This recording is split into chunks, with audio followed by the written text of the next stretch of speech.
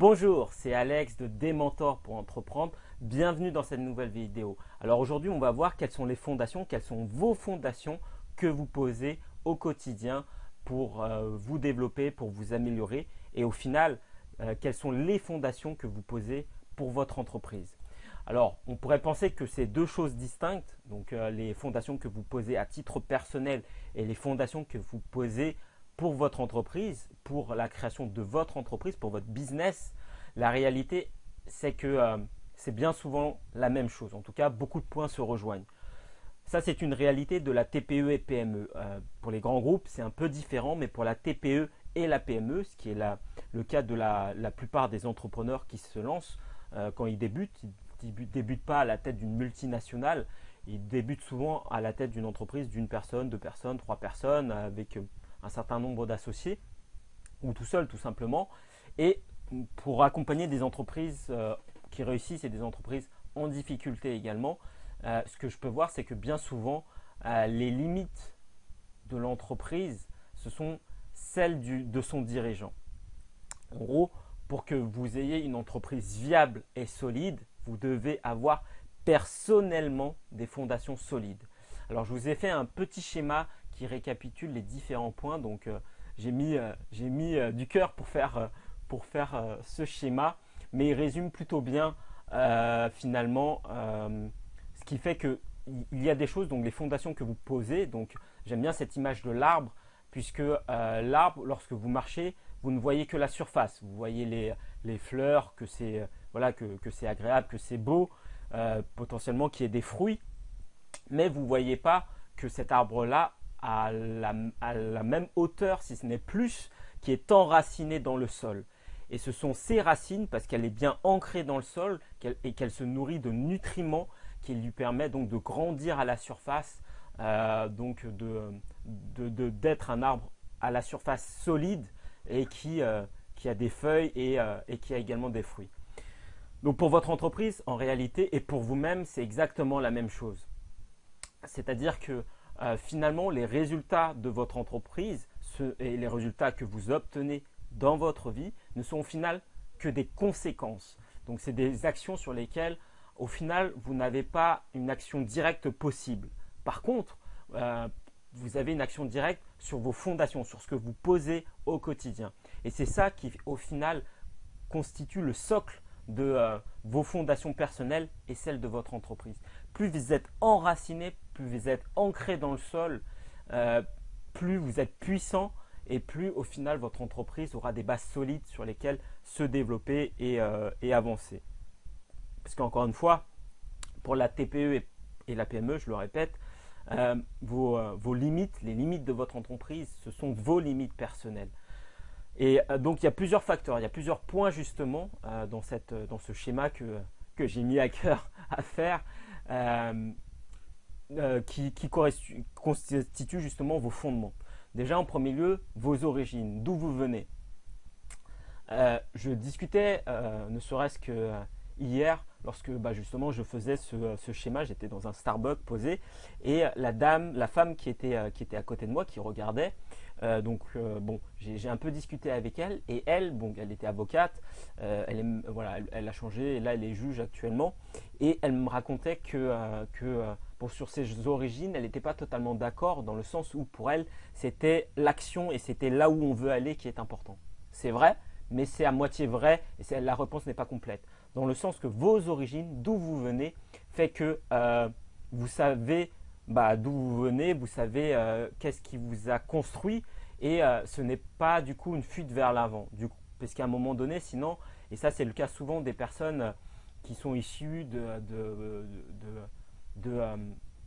d'endroits un peu difficiles, d'immigration ou peu importe, mais donc ils essaient de fuir quelque part en fait leurs origines personnelles pour avancer, pour dire non, ça c'était avant, maintenant je vais continuer, ce qui est bien, ce qui est une force en soi, mais ce qui est encore plus fort, c'est l'acceptation de ce qui a été, la compréhension de ce qui a été pour pouvoir s'en détacher et pouvoir avancer, non plus par colère bien souvent, mais par acceptation, par envie, par amour de vouloir créer, de pouvoir contribuer, de pouvoir apporter.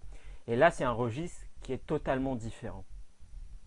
Donc, savoir d'où vous venez vous permet finalement de connaître vos spécificités personnelles. Et au final, ce sont ces éléments qui vous rendent unique dans votre démarche, dans votre façon de faire, dans votre façon de communiquer, dans votre façon de présenter les choses. Et plus vous avez conscience de vos origines, de votre histoire personnelle, de l'histoire de votre famille, de l'histoire de vos parents, de vos grands-parents, l'histoire de votre pays et au final l'histoire du monde, plus vous avez cette compréhension et plus au final vous pourrez soit trouver votre spécificité là-dedans, soit pouvoir vous en détacher pour créer votre propre histoire. Mais vous ne pouvez pas fermer les yeux, faire l'autruche et ça serait et c'est une forme de fuite vers l'avant. Et au final, c'est ce que moi j'ai fait pendant une bonne partie de ma vie où au final, j'ai renié une partie au final de mes racines, de mes origines. Aujourd'hui, j'en prends conscience, aujourd'hui, je creuse ce sujet et ça me rend plus fort, ça me rend plus enraciné, ça m'apporte plus de confiance et ça me libère en grande partie de certaines peurs que j'avais. Donc, ce n'est pas un travail facile en soi, mais si vous ne l'avez pas fait, je vous recommande vivement de le faire puisque ça vous permettra d'être encore plus enraciné, d'être plus fort, d'avoir des fondations encore plus solides, de vous détacher de certaines peurs que vous ne faisiez pas face avant et au final ne plus avancer pour avancer sous une forme de fuite, mais avancer dans un souhait d'évolution, de progression positif et dans la gratitude et le plaisir au final, et non plus par colère. Ensuite, un autre élément également qui correspond à vos racines, qui ne se voit pas, c'est qu'est-ce que vous apprenez, qu'est-ce que vous faites au quotidien pour apprendre plus. Qu'est-ce que vous apprenez? Est-ce que vous passez votre temps à regarder des séries, à regarder des films, à aller boire un pot avec des amis, à rien faire, peu importe. Et évidemment, il faut du temps aussi pour tout ça. Il faut consacrer du temps à, à vos amis, à aller boire un verre, à aller au cinéma, à regarder de temps en temps quelques séries qui sont sympas. Certes, c'est vrai, mais il faut aussi, si vous souhaitez évoluer, si vous voulez avoir des fondations solides pour votre entreprise, consacrer du temps tous les jours à apprendre plus. Moi, typiquement, chaque matin, j'ai mes rituels. Quand je prends mon petit déjeuner, déjà je prends un petit déjeuner qui est sain, j'essaie d'avoir une alimentation qui est saine, de faire du sport, ce genre de choses. Quand je prends mon petit déjeuner, je regarde toujours une vidéo de formation. Quand j'ai quasiment 45 minutes, une heure de transport chaque matin pour l'instant. Et donc pendant ce temps qui m'est alloué, eh bien, je le consacre bien souvent à soit à me poser des questions, soit à apprendre plus sur un sujet. Ça peut être la stratégie d'entreprise, le marketing, la vente, ou n'importe quel sujet qui m'intéresse, mais pour vous que j'apprends. Et ça nourrit mon esprit, ça nourrit ma confiance en moi, ça nourrit mes capacités parce que je sais que tous les jours, j'évolue, j'apprends. Je réserve au minimum 45 minutes à 1 heure par jour pour apprendre, pour évoluer tout simplement, pour en apprendre plus sur différents sujets, ce que vous voulez, mais des choses qui contribuent à fortifier vos fondations. Quelqu'un qui n'a pas forcément fait les grandes écoles ou quoi que ce soit peut facilement dépasser quelqu'un qui a fait des grandes écoles et qui s'est reposé sur ses lauriers, qui n'a pas cherché à en apprendre plus après l'école. Donc, peu importe ce que vous avez fait, peu importe la formation, si vous avez été un autodidacte, eh bien tant mieux. Et si vous avez été dans une grande école, tant mieux aussi, peu importe. Mais c'est au final, peu importe d'où vous venez, peu importe la formation que vous avez eue, peu importe ce que vous avez fait, qu'est-ce que vous faites aujourd'hui pour solidifier vos fondations, les nutriments au final que vous donnez à vos racines pour au final que votre arbre vous-même, votre entreprise puisse générer de belles feuilles, de beaux fruits et avec du goût de préférence. Troisième point également qui est important, c'est votre environnement. Dans quel environnement est-ce que vous vivez? Si vous vivez dans un environnement qui n'est pas favorable, qui n'est pas propice à votre croissance, vous ne verrez jamais un bel arbre avec des feuilles, avec des beaux fruits dans le désert. Si vous êtes, ou sinon c'est un type d'arbre bien particulier, mais si vous êtes un chêne, vous n'allez pas pousser dans le désert. ou un pommier, vous n'allez pas pousser forcément dans le désert, ou sinon vous êtes à côté d'une oasis. Mais tout ça pour dire que votre environnement contribue fortement à la façon dont vous voyez le monde, à votre modèle du monde.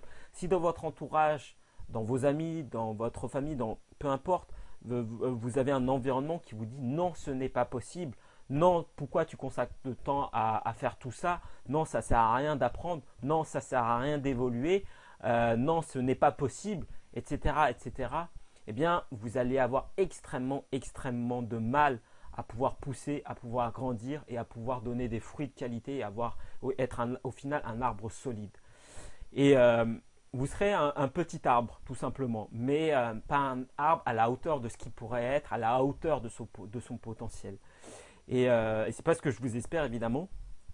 Pour ceux qui me suivent depuis longtemps, j'avais donné une fois l'exemple d'un ami proche qui était venu me voir à un moment donné et qui est avec les larmes aux yeux et qui m'a raconté un peu parce que lui il avait un désir d'entreprendre qui était très fort puisqu'il évoluait dans un environnement où il côtoyait beaucoup d'entrepreneurs dont moi, dont d'autres de mes amis aussi, et il faisait partie des personnes qui n'étaient pas encore entrepreneurs et qui avaient le souhait justement d'entreprendre.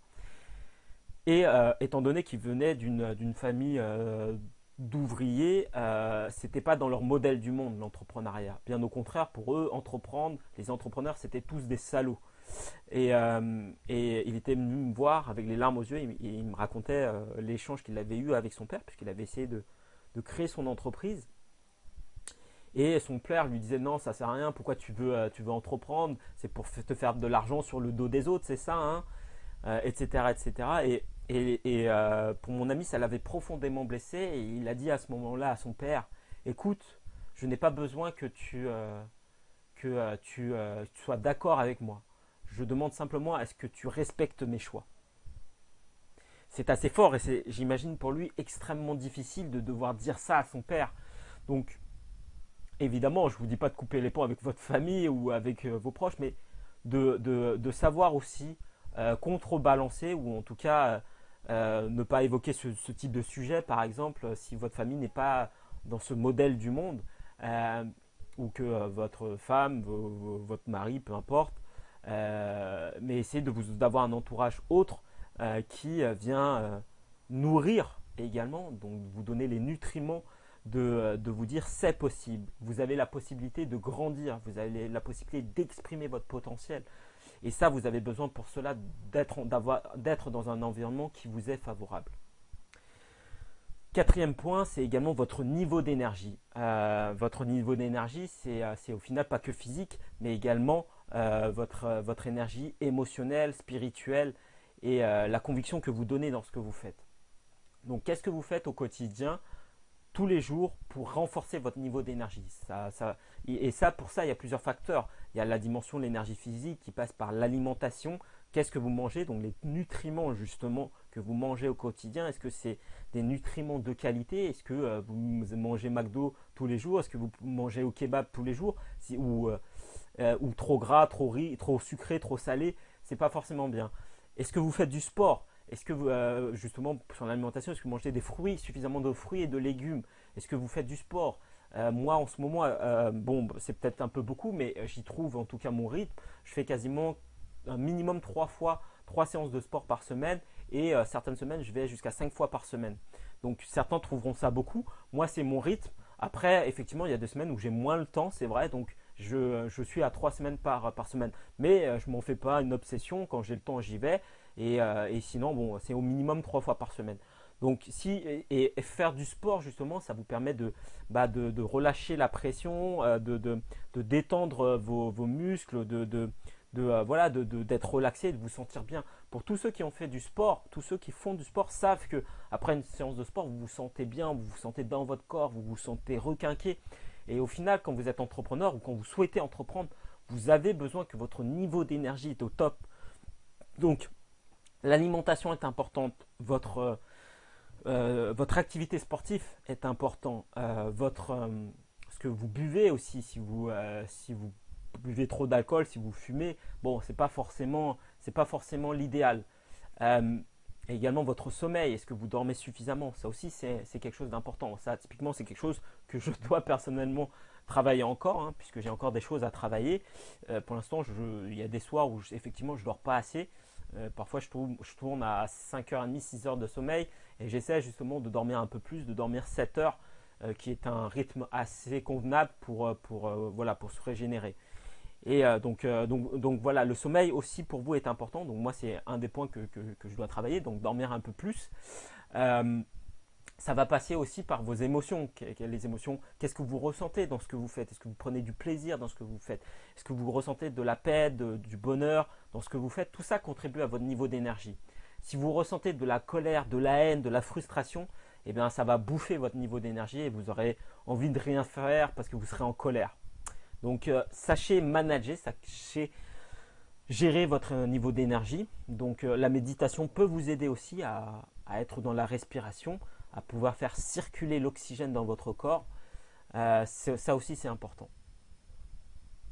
Vos habitudes également sont importantes dans le sens où quelles sont vos habitudes? Est-ce que vos habitudes sont des habitudes qui alimentent, qui vous permettent d'avoir des racines solides et au final d'avoir un arbre solide?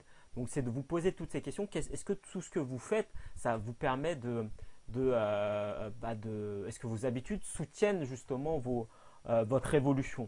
Par exemple, quand vous rentrez de chez vous et la première chose que vous faites, est-ce que vous regardez la télé ou est-ce que au contraire vous prenez du temps à passer avec vos enfants, avec votre famille, ou inversement, si vous avez l'habitude de grignoter, est-ce que vous ne pourriez pas, au lieu de prendre une barre de chocolat, prendre un fruit, au lieu voilà, d'attendre sur le quai du métro, du RER ou du tramway, ce que vous voulez, à ne rien faire? Est-ce que ça ne serait pas propice de lire un livre, d'écouter des audios de formation, de regarder typiquement ces vidéos ou cet audio des mentors pour entreprendre, justement? Eh bien, tout ça, vous pouvez le faire dans ces moments-là où finalement vous pouvez les mettre à profit. Donc, quelles sont vos habitudes? Qu'est-ce que vous faites? Comme vous brossez les dents, c'est une habitude saine. Eh bien, pour votre entreprise, vous devez aussi avoir des habitudes saines. Donc ça, j'ai parlé à titre personnel, mais c'est pareil à titre professionnel pour votre entreprise. C'est-à-dire, est-ce que vous avez l'habitude de prospecter? Par exemple, si vous êtes dans une activité de B2B, est-ce que vous prenez l'habitude chaque semaine de réserver au moins 2 créneaux de 2 heures à prospecter de nouveaux clients potentiels? Si ce n'est pas le cas, eh bien, vous n'avez pas forcément des habitudes saines, puisque les cycles clients fait que si vous ne prospectez pas de nouveaux clients, bon, bah, vos clients existants, pour X raisons, bah, diminuent. C'est mathématique, c'est comme ça. Vous ne pouvez pas conserver tous vos clients ad vitam aeternam, donc il vous faut régulièrement de nouveaux clients. Et pour ça, il faut prendre l'habitude de prospecter, de réserver deux créneaux horaires par semaine pour le réserver à votre prospection.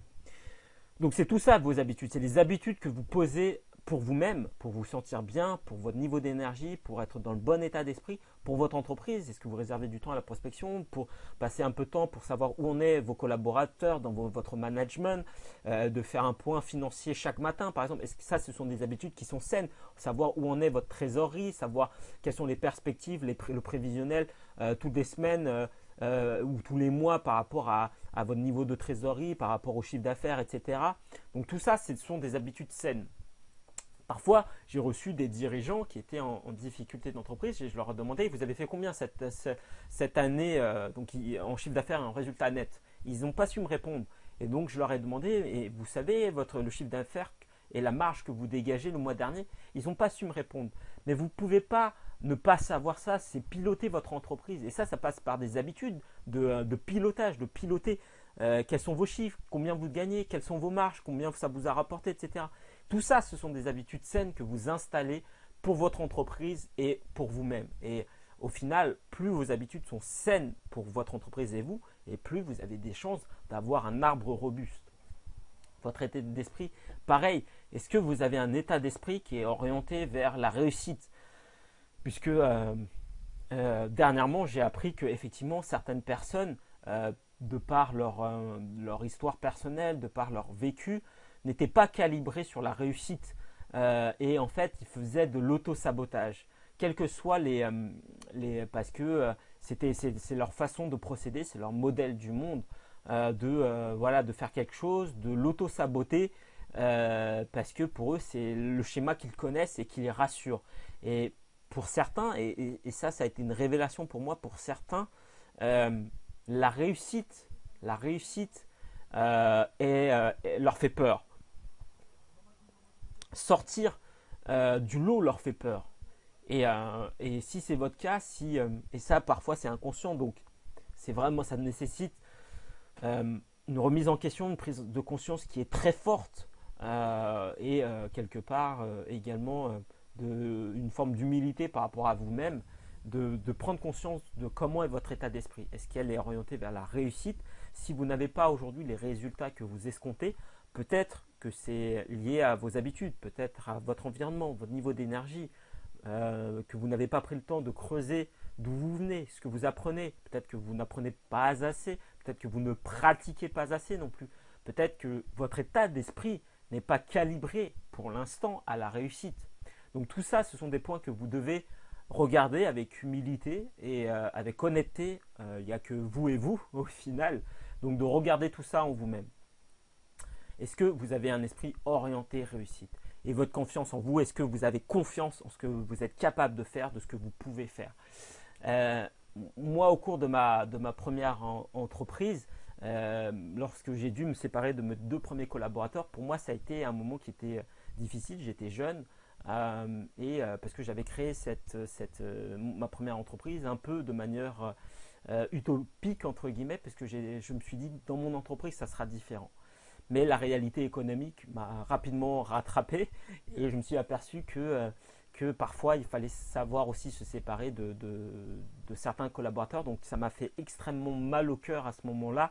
J'y ai vu je l'ai pris pour moi hein, personnellement, que j'étais avant tout, que c'était moi le responsable, c'était moi qui était parce que je n'étais pas suffisamment bon et c'est pour ça que également, hein, j'ai souhaité, après cette expérience, m'améliorer, progresser pour être justement suffisamment fort, suffisamment puissant dans mon rôle d'entrepreneur, de chef d'entreprise, pour pouvoir recruter les bons, pour pouvoir les manager et faire ressortir le meilleur de mes collaborateurs, puisque au final, leur échec a été mon échec personnel.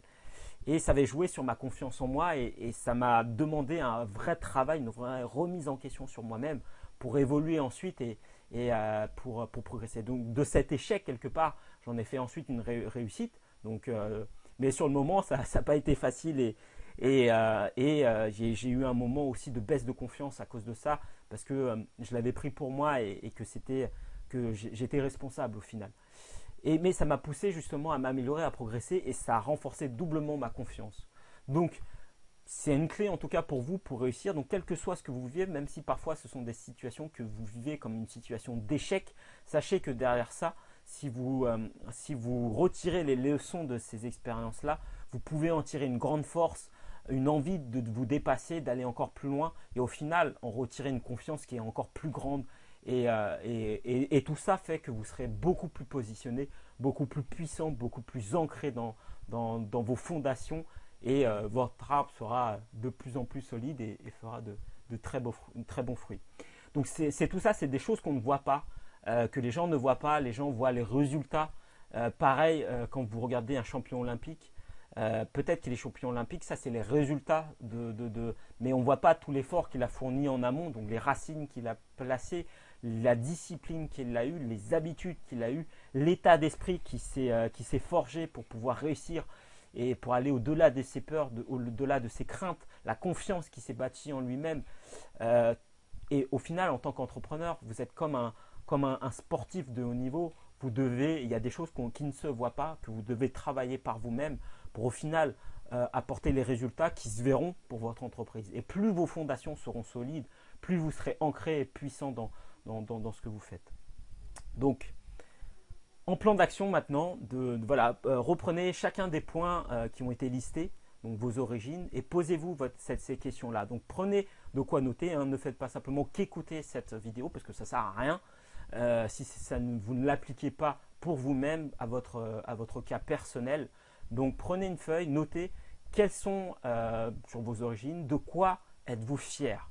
Parce que soyez fiers d'où vous venez, soyez fiers de vos origines, qu'importe où vous veniez, qu'importe d'où vous commencez, soyez-en fiers. parce que c'est de là que tout commence et vous êtes aujourd'hui ce que vous êtes de par votre histoire personnelle, vos origines. Ça vous rend unique et c'est quelque part ça peut-être qui vous donne cette énergie d'aller plus loin. Ce que vous apprenez, posez-vous la question, que faites-vous aujourd'hui pour apprendre plus, pour devenir meilleur et évoluer? Si vous ne faites rien, regardez ce que vous pouvez faire. Parce qu'encore une fois, pour tout entrepreneur, vous devez être meilleur, vous devez évoluer. Également, posez-vous la question, votre environnement aujourd'hui est-il favorable ou défavorable? Et posez-vous la question, comment vous pouvez l'améliorer? Pareil pour votre niveau d'énergie, que faites-vous pour la maintenir à plus haut niveau? Pareil pour vos habitudes, quelles sont vos habitudes que vous posez? Elles sont-elles bénéfiques pour vous, pour votre réussite à titre personnel et professionnel pour votre entreprise? Est-ce que vous avez l'état d'esprit d'un champion? Est-ce que votre esprit est orienté réussite? Et si oui, tant mieux. Sinon, et là, encore une fois, ça demande un peu de travail de se remettre en question là-dessus parfois. Il faut de l'humilité, de faire taire son ego et de se poser, ok, est-ce que finalement échouer ne me rassure pas? Est-ce que c'est pas ça qui vous rassure au final? Est-ce que la réussite c'est pas ça au final qui vous fait peur? Donc, faut creuser tout ça. Faut essayer de décortiquer un peu tout ça et voir tout ça. Parce que sinon, même si vous allez réussir, vous allez vous auto-saboter. Vous connaissez certainement ces histoires de millionnaires, enfin de gens qui ont gagné au loto et qui ont tout perdu ensuite et qui se sont retrouvés parfois dans des situations encore bien pires que s'ils n'avaient pas gagné au loto. Tout simplement parce que leur esprit n'était pas orienté vers la réussite, vers le succès et qui s'auto-sabotaient eux-mêmes parce que c'était un schéma qu'ils connaissaient. Est-ce que vous avez confiance en vous? Donc posez-vous toutes ces questions, ce que vous pouvez faire pour renforcer votre confiance en vous. Donc faites tout ça, notez, faites pause dans cette vidéo. Et si vous souhaitez aller encore plus loin, sachez que j'ai créé également une formation qui vous permet justement d'aller plus loin sur tous ces sujets où je rentre dans le détail sur chacun des points pour vous donner les outils, des éléments pour justement pouvoir avoir des racines solides sur l'ensemble de ces points-là. Pour que justement vous puissiez être enraciné, être puissant sur vos fondations et je vous donne des outils, des méthodes justement pour fortifier chacun de ces points-là et ainsi avoir des résultats pour vous-même dans votre vie et également pour votre entreprise. Donc pour ça, je vous invite à cliquer ci-dessous pour accéder justement à cette deuxième vidéo et donc à la formation.